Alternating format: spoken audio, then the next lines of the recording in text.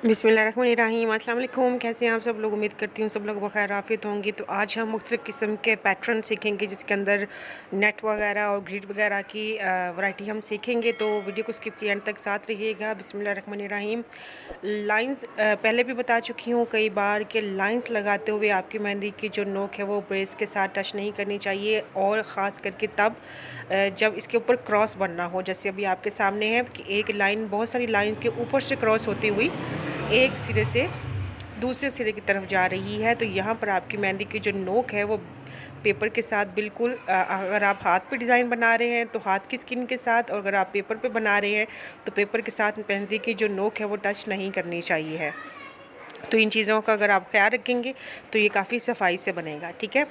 अब दो लाइंस है, दो लाइंस के बीच में आपने कोशिश करनी है कि बहुत थोड़ा सा गैप हो, और दो लाइंस के बीच में बहुत थोड़ा सा गैप हो, और ये तमाम जो लाइंस हैं इनके बीच में भी जो गैप है वो एक तरतीब के साथ होना चाहिए, नहीं तो कोई ब्लॉक छोटा बनेगा कोई बड़ा बनेगा।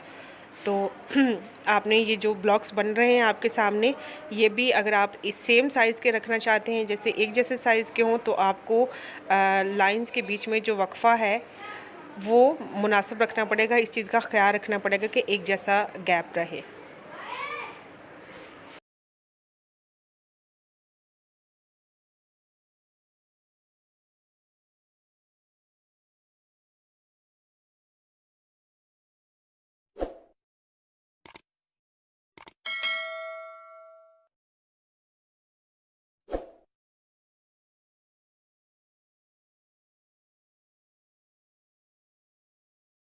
यहाँ हम थोड़ी सी किंगरी बनाएंगे, बिल्कुल छोटी सी, और ये सभी डायरेक्शन में।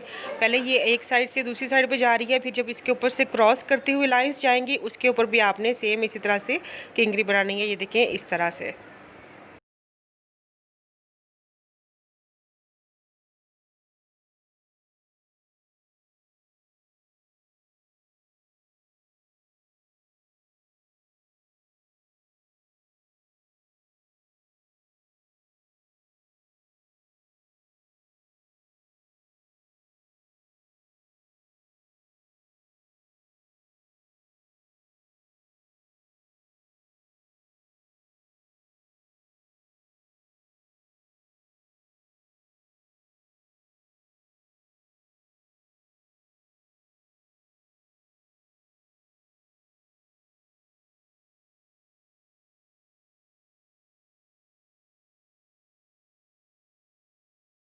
लाइंस के साथ हमने मेहंदी की नोक रखनी है, और लाइंस जो हमने दो दो लाइंस पहले लगाई थी, पूरी एक नेट बनाई थी, तो आपने कोशिश करनी है कि एहतियात के साथ ये अंदरूनी साइड पर थोड़ा सा अंगूठे का प्रेशर ज़्यादा रखते हुए ये लाइंस लगानी है, ताकि ये जो दूसरी बाकी की लाइंस है ये आपस में मिक्स ना हो। इस चीज़ का ख्याल रखना है। ये देखिए सभी लाइंस बिल्कुल अलग अलग से नज़र आ रही हैं।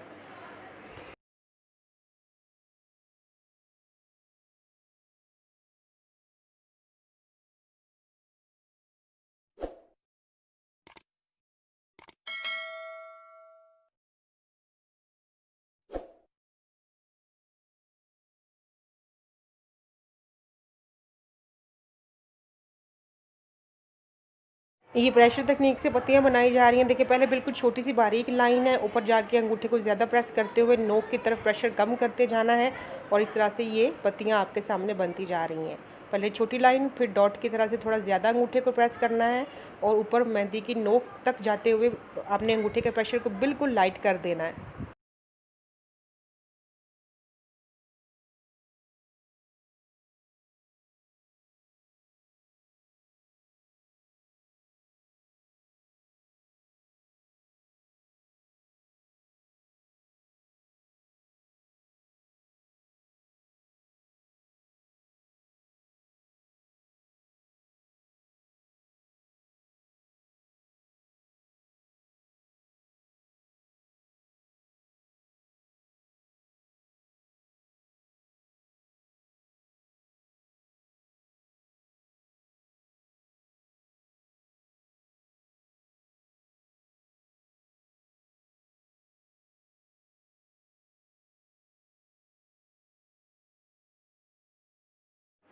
यहाँ आपके पास 4 डायरेक्शंस हैं जिसमें आपको मेरा हाथ चलता हुआ नज़र आएगा। ये इस तरह से आपने टीयर ड्रॉप बनाना है।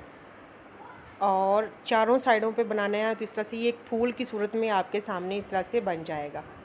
جہاں پر یہ 3 پوائنٹس ہیں تو آپ تینوں پہ بنا لیں تاکہ یہ بالکل ایک بیلنس کے ساتھ بنا ہوا نظر آئے.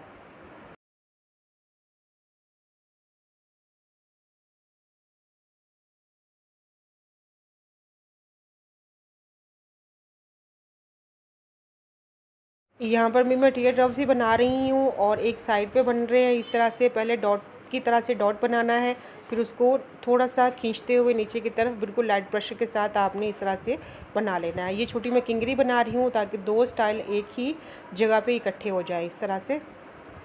آپ سیم اسی طرح سے ٹیئر ڈراپس کی لائنز بھی بنا سکتے ہیں، بٹ مے بی کہ آپ کے لیے وہ مشکل ہو تو اس لیے آپ یہ والا سٹیپ ایزیلی بنا لیں گے.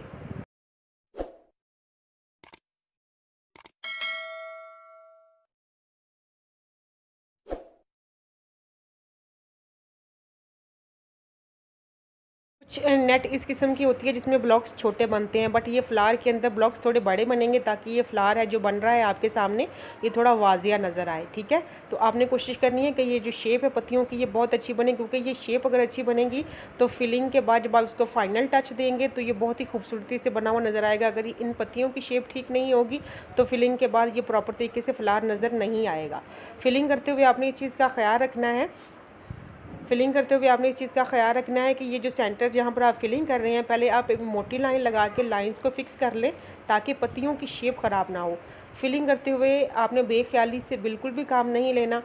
فلنگ بھی آپ دیکھ رہے ہیں کہیں سے بھی آپ کو پیپر نظر نہیں آ رہا.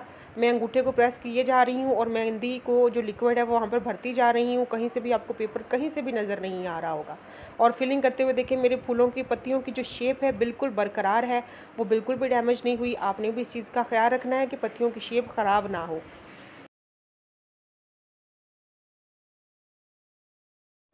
جیسے ہم نے پہلے نوکدار پتیوں کے بلاک بنائے، اسی طرح سے یہ بلاکس بھی تھوڑے بڑے بنیں گے اور اس کے اندر آپ نے اس طرح سے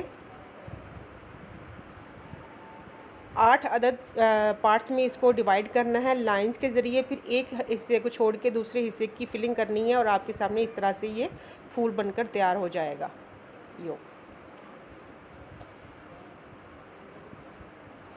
جہاں پہ بلاکس ہاف ہوں وہاں پر بھی آپ نے جیسے کہ آپ ویڈیو میں دیکھ رہے ہیں میں جو ہاف بلاکس بچے ہوئے ہیں ان کی بھی فلنگ کر رہی ہوں. وہاں پر بھی آپ نے اس کو کچھ پارٹس میں ڈیوائیڈ کر لینا ہے جیسے آپ کو ایزی لگے، اور پھر اس کی فلنگ کرتے ہوئے آپ نے اس چیز کا خیال رکھنا ہے کہ شیپ خراب نہ ہو اس طرح سے.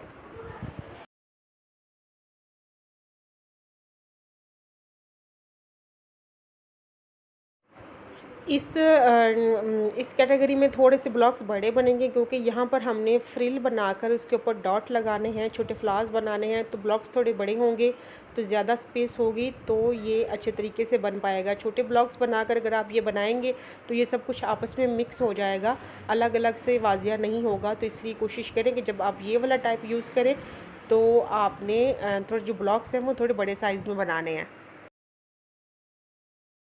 امید کرتی ہوں ویڈیو آپ کو پسند آئی ہوگی. ویڈیو پسند آئی ہو تو لائک اور شیئر ضرور کیجیے گا. چینل پر نئے ہیں تو چینل کو سبسکرائب کیجیے گا. کمنٹ میں اپنی رائے کا اظہار ضرور کیجیے گا. انشاءاللہ پھر ملتے ہیں ایک نئی ویڈیو کے ساتھ. اللہ حافظ.